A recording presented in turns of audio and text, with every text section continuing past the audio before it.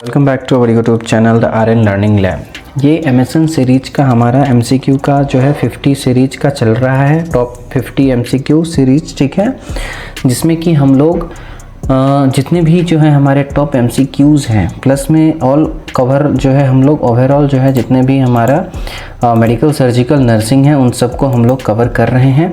और ये हमारा क्लास 5 है, ऑलरेडी 4 क्लास हमने कंप्लीट कर लिया है, ठीक है। एक क्लास को हम लोग 2 पार्ट में करते हैं, चूँकि क्लास लंबा हो जाता है तो हम लोग क्या कर रहे हैं उसको पार्ट 1 और पार्ट 2 में जो है वो जो है क्लास को कवर कर रहे हैं। तो हमने जो है क्लास 5 का पार्ट 1 ऑलरेडी कंप्लीट कर रखा है। इस जो है चैनल पे आपको वो क्लास मिल जाएगा, ठीक है।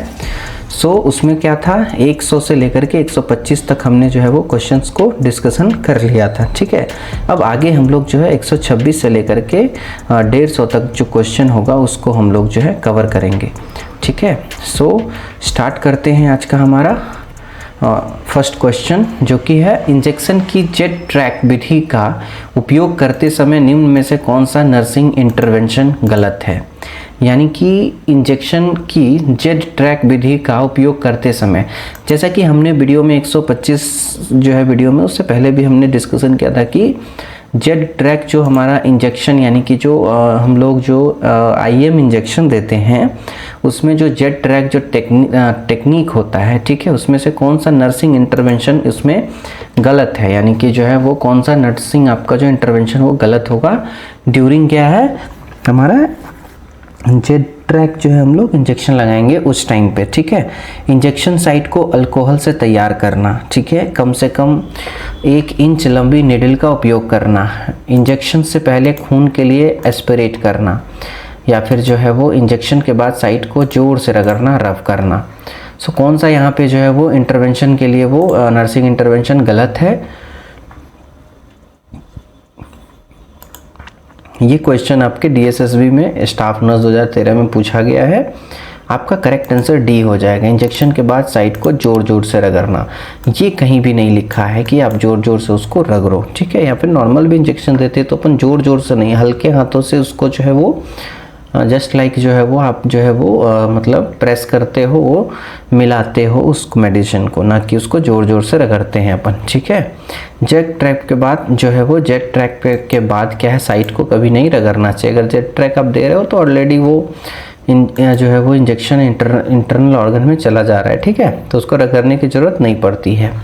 नर्स को एक एडल्ट को आयरन इंजेक्शन देना है, ठीक है, इसे कैसे दिया जाना चाहिए। अगर कोई नर्स है उसको जो है आयरन का इंजेक्शन देना है तो वो कैसे देगा, ठीक है। SC यानी कि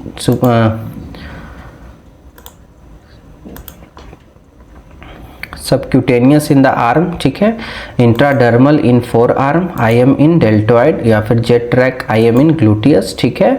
इंट्रामस्कुलर होता है IM, ठीक है। DSSB यहाँ पे क्लिनिकल इंस्ट्रक्टर 17 में पूछा गया है। डी हमारा jet track IM in the gluteus, ठीक है। ग्लूटियस में हमारा जो है वो जेट ट्रैक इंजेक्शन वो दिया जाएगा, ठीक है। आयरन का इंजेक्शन कहाँ देंगे, ग्लूटियस रीजन में देंगे। एक्सप्लेनेशन क्या है, आयरन बहुत ही इरिटेटिव होता है इसलिए हमेशा इसे जेट ट्रैक से ग्लूटियल मसल्स में देते हैं, राइट। बच्चे को पेरेंट्रल आयरन प्रिपरेशन देते समय नर्स को क्या करना चाहिए। बच्चे को पेरेंट्रल आयरन प्रिपरेशन देते समय नर्स को क्या करना चाहिए। ऑप्शन देखते हैं। इंजेक्शन के बाद साइट पर आइस पैक लगाएं, चारों एक्सट्रीमिटीज़ के बीच इंजेक्शन को रोटेट करें, नीडल निकलने के बाद साइट को जोर से वो मसाज करें, या फिर सिरिंज को ड्रग भरने के लिए नीडल बदलें। बच्चे को पेरेंट्रल आयरन प्रिपरेशन जो है वो देते समय नर्स को क्या करना चाहिए। इन चारों में से कौन सा आंसर वो आप जो है अपना कमेंट कर सकते हो, ठीक है। रैक में पूछा गया MSc नर्सिंग एंट्रेंस एग्जाम में थोड़ा सा हार्ड लग सकता है क्वेश्चन, बट अगर आप पढ़ लेते हो, चीज़ें एक्सप्लेन समझ जाते हो तो आपको जो है वो बहुत ही आसान लगेगा। इंजेक्शन के बाद साइट पर आइस पैक लगाएंगे। बच्चे को आयरन जो है वो पेरेंट्रल आयरन प्रिपरेशन देते समय नर्स को वो क्या करना है, साइट पे जो है वो इंजेक्शन के बाद साइट पे आइस पैक को कवर करना है। आइस पैक लगाने से दर्द और सूजन कम होता है। नोट, दवा खींचने के बाद नीडल बदलना भी जरूरी है ताकि स्किन स्टेन ना हो, ठीक है। थैलेसेमिया से पीड़ित बच्चों के लिए एक प्रॉमिसिंग ट्रीटमेंट क्या है? थैलेसेमिया से अगर कोई बच्चा पीड़ित है तो उसके लिए एक प्रॉमिसिंग ट्रीटमेंट क्या हो सकता है? बोन मैरो ट्रांसप्लांटेशंस, कीमोथेराप्यूटिक एजेंट, या फिर रेडिएशन थेरेपी, या फिर स्टेरॉयडल थेरेपी। इन चारों में से कौन सा जो है ऑप्शन होगा, आप कमेंट कर सकते हो। RUHS post basic BSc nursing entrance exam में पूछा गया है हमारा, और करेक्ट ऑप्शन हो जाएगा ए। ठीक है, बोन मैरो ट्रांसप्लांटेशन ही थैलेसेमिया का जो है एकमात्र परमानेंट क्योर है, यानी कि इलाज है। ठीक है, बोन मैरो जो है क्या है, ट्रांसप्लांटेशन ही हमारा थैलेसेमिया में जो है वो प्रॉमिसिंग ट्रीटमेंट और वो परमानेंट जो है वो क्योर है। ठीक है, कूलीज एनीमिया किस कारण से होता है? ठीक है, कूलीज एनीमिया हमारा deficiency of vitamin C, deficiency of vitamin B12, deficiency of beta chain of haemoglobin, या फिर डेफिशिएंसी ऑफ अल्फा चेन।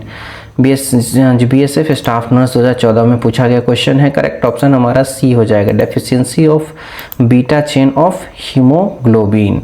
ठीक है, थैलेसेमिया मेजर को ही कूलिन एनीमिया कहते हैं, जो कि बीटा ग्लोबिन चेन न बनने के कारण होता है।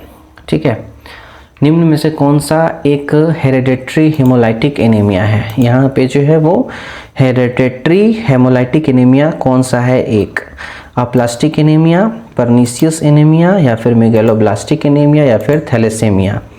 ठीक है, RUHS MSc नर्सिंग में पूछा गया है एंट्रेंस में। राइट आंसर डी हो जाएगा, थैलेसेमिया। थैलेसेमिया जन्मजात है जिससे कि RBC जल्दी टूटते हैं, हीमोलाइसिस होने लगता है। ठीक है, थैलेसेमिया एक कॉन्जेनाइटल जन्मजात है, क्या है? Defect in bones blood disorder, या फिर जो है वो न्यूरल डिफेक्ट है, या फिर मस्कुलर डिफेक्ट है। क्या होगा? डिफेक्ट्स इन जो है वो ब्लड डिसऑर्डर है, यानी कि थैलेसेमिया में क्या है कि ब्लड डिसऑर्डर होता है। ठीक है, एक खून से जुड़ी एक अनुवांशिक जेनेटिक प्रॉब्लम है। ठीक है, कंजेनाइटल प्रॉब्लम है जिसको ब्लड डिसऑर्डर हम लोग बोलते हैं। नर्स को फॉलिक एसिड डेफिशिएंसी एनीमिया वाले पेशेंट को निम्न में से किस फूड का सेवन बढ़ाने का निर्देश देना चाहिए? डेयरी प्रोडक्ट का, ग्रीन लीफी वेजिटेबल्स का, सिट्रस फ्रूट का, या फिर फिश और पोल्ट्री का। ठीक है, यहाँ पे राइट आंसर बी हो जाएगा, ग्रीन लीफी वेजिटेबल्स हम लोग जो है प्रेफर करेंगे पेशेंट को। ठीक है, फूड को जो है वो नर्स को फॉलिक एसिड डेफिशिएंसी में। हरी पत्तेदार सब्जियां में फॉलिक एसिड भरपूर मात्रा में प्रेजेंट होती है। ठीक है, एक क्लाइंट को 3 दिनों से बॉवेल मूवमेंट नहीं हुआ था। ठीक है, नहीं हुआ है। निम्न में से कौन सी मेडिकेशन कॉन्स्टिपेशन में योग दे सकती है? ठीक है, कॉन्स्टिपेशन को कम करने के लिए कौन सा मेडिसिन देंगे? फॉलिक एसिड, आयरन, या फिर पोटेशियम, या फिर विटामिन ई। राइट आंसर हमारा हो जाएगा बी, आयरन हम लोग देंगे कॉन्स्टिपेशन को क्या करेगा, योगदान देने के लिए। ठीक है, आयरन ओरल आयरन थेरेपी से कॉमन साइड इफेक्ट्स में कॉन्स्टिपेशन और ब्लैक स्टूल शामिल है। एक पेशेंट को 3 दिनों से बॉबल में से कौन सी मेडिकेशन कॉन्स्टिपेशन में योगदान दे सकता है? यानी कि आयरन क्या है, कॉन्स्टिपेशन करता है। ठीक है, एक बच्चा आयरन ओरल आयरन प्रिपरेशन पर है, इसके लिए महत्वपूर्ण टीचिंग पॉइंट्स क्या है? लूज स्टूल कॉमन है, खाने के 1 घंटे पहले लेना है, डाइल्यूटेड आयरन प्रिपरेशन को स्ट्रॉ के माध्यम से पीना है, अवॉइड सिट्रस फ्रूट। ठीक है, यहाँ पे राइट आंसर सी हो जाएगा, diluted in preparation to straw के माध्यम से जो है वो देना है। दांतों पर क्या है, दाग स्टेनिंग से बचने के लिए स्ट्रॉ उपयोग जरूरी है। एक 4 साल के बच्चे को आयरन डेफिशिएंसी एनीमिया है। मेडिकेशन देते समय नर्स को चाहिए कि वो बच्चे से पूछे कि वह कौन सा दवा ले रहा है, वह दवा लेना चाहता है। ठीक है, दूध की बोतल में दवा मिलाएं, उसे स्ट्रॉ के माध्यम से दवा पीने दें, या फिर मीठे डेजर्ट के साथ दवा दें। आयरन डेफिशिएंसी एनीमिया है, मेडिकेशन समय के साथ नर्स को क्या करना है? सी उसे हो जाएगा स्ट्रॉ के साथ। अभी पिछले क्वेश्चन में हमने देखा स्ट्रॉ के साथ हम लोग क्या करेंगे, स्ट्रॉ से दांतों का संपर्क कम करता है। ठीक है, थैलेसेमिया मेजर क्या है? एक ऑटोसोमल रिसेसिव डिसऑर्डर है, डीजेनरेटिव डिसऑर्डर ऑफ बोन है, मैरो या फिर सेक्स लिंक्ड डोमिनेंट डिसऑर्डर, या फिर सेक्स लिंक्ड रिसेसिव डिसऑर्डर। ये क्या है हमारा? एक जो है वो डीजेनरेटिव ऑटोसोमल रिसेसिव जो है वो रिसेसिव डिसऑर्डर है। ऑटोसोमल रिसेसिव डिसऑर्डर एक्सप्लेनेशन क्या है? यह तब तक होता है जब एक बच्चा दोनों माता पिता से खराब जीन प्राप्त करते हैं। ठीक है, तब जाके थैलेसेमिया होता है। राइट, परनीसियस एनीमिया किसकी कमी के कारण होता है? परनीसियस एनीमिया थाइमीन, या फिर जो है आयरन, या फिर विटामिन B12, या फिर फॉलिक एसिड। परनीसियस एनीमिया किसकी कमी के कारण होता है? सी हमारा जो है वो जो है विटामिन B12 की कमी से पर्नीशियस एनीमिया होता है। ठीक है, यह विटामिन B12 के एब्जॉर्प्शन के लिए ज़रूरी है, इंट्रिंसिक फैक्टर की कमी से ये होता है। पर्नीशियस एनीमिया किसकी कमी से होता है? Vitamin B12, calcium, iron, folic acid. ठीक है, करेक्ट ऑप्शन हमारा हो जाएगा vitamin B12। Explanation, vitamin B12 की कमी से आरबीसी के निर्माण को प्रभावित करती है।